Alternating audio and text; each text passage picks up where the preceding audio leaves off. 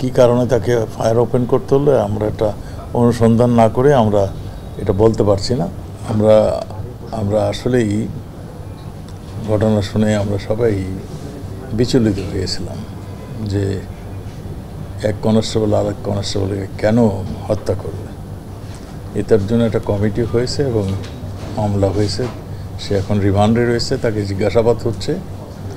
আমার মনে হয় তদন্তের পরে আপনাদের সঠিক ঘটনা, এখন আমরা যেটাই বলবো অনুমান ভিত্তিক কথা বলবো কিংবা কেউর প্রতি শুনে কথা বলবো, তদন্ত শেষেই আপনাদের সম্পূর্ণ জিনিসটা আমরা বলতে পারবো। এখন পর্যন্ত যা শুনেছি হয়তো তার পারিবারিক কোনো অসুবিধা থাকতে পারে, হয়তো অন্য কোনো কিছু থাকতে পারে।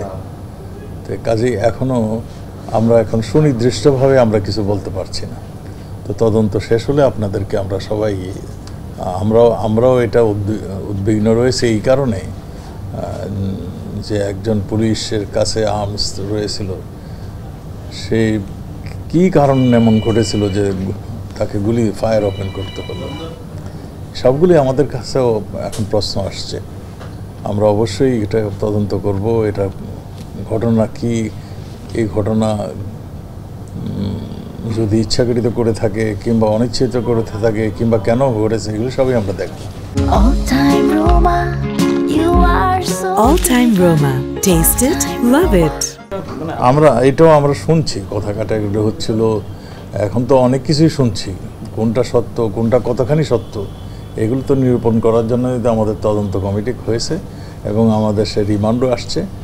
আমরা শুনতেছি তো কথা কাটাকাটি হয়েছে, আমরা শুনতেছি তার পারিবারিক ঝামেলাও কিছু লোক রয়েছিল।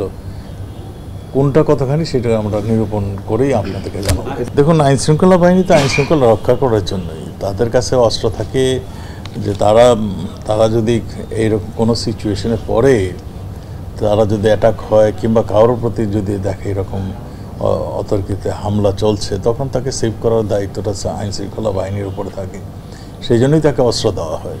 আর যেইখানে সে ডিউটি করছিল প্যালেস্টাইন রাষ্ট্রদূত এবং একটা দূত এলাকা, সেই দূতাবাস এলাকায় সে ডিউটি করছিলেন, কাজেই সঙ্গত কারণেই সে অস্ত্র ছিল তার কাছে।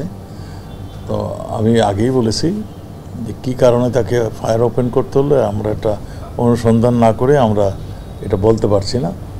তো আমাদের অনেক কিছুই প্রশ্ন এখন সামনে আসছে, আমরা সবগুলি উত্তর যাচাই করে এটা আমরা ব্যবস্থা গ্রহণ করছি। যে আমরা এর মূল মোটিভটা এবং এই ধরনের ঘটনা যাতে না ঘটতে পারে তার জন্য কী করণীয় সবগুলি নিয়ে আমরা বসে এটা দেখব যে আমাদের কোনো জায়গায় আমাদের গাফিলতি ছিল কিনা সেটাও আমরা দেখব, সব কিছুই দেখব। আমি তো আগেও বলেছি যে এই ধরনের যাতে ঘটনাটি না ঘটে সেই জন্যই আমাদের তদন্তটা দরকার, আমাদের আরও ইনফরমেশন দরকার যে কেন এই ধরনের ঘটনা ঘটলো।